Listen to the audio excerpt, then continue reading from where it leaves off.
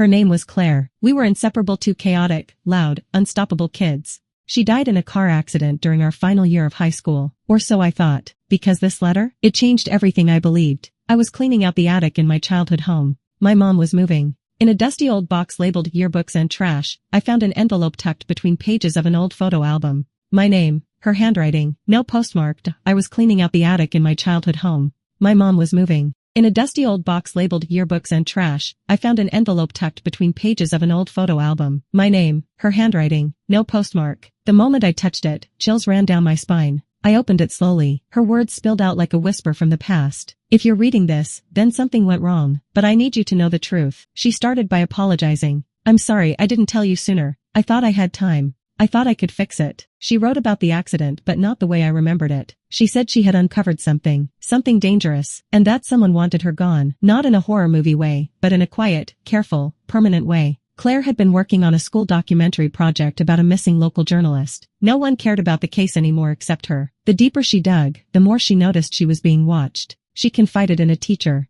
Then the teacher resigned unexpectedly. A few weeks later, Claire died in a car crash that had no skid marks, just a broken guardrail. She wrote, "They'll say it was an accident. They'll say I was driving too fast. But I wasn't even the one behind the wheel." That sentence stopped me cold. I reread it 5 times. What did she mean? Who was driving?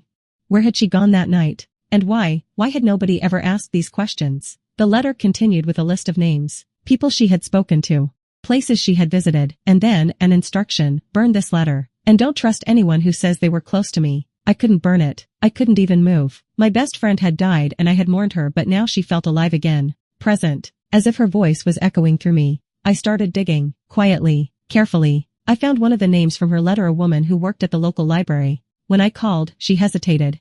Then said, "Claire?" I was wondering when someone would come looking.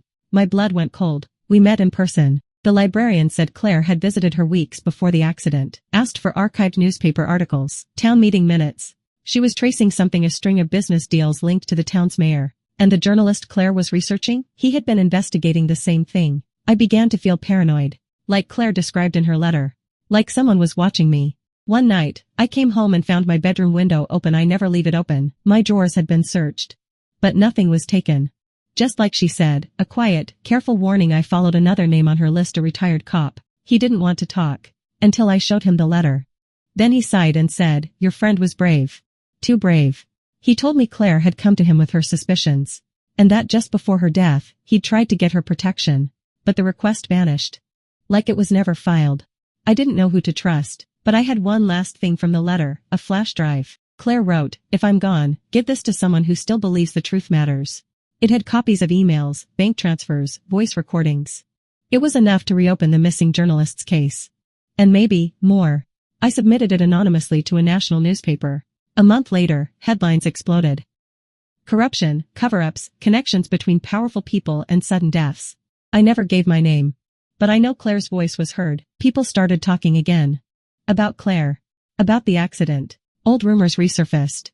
But more than anything, people remembered her bravery. And somehow, in all of this, I felt like I got to say goodbye, properly. I still have her letter.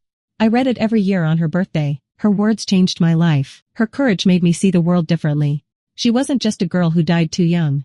She was someone who risked everything to tell the truth. And now I carry that truth for her. Every day.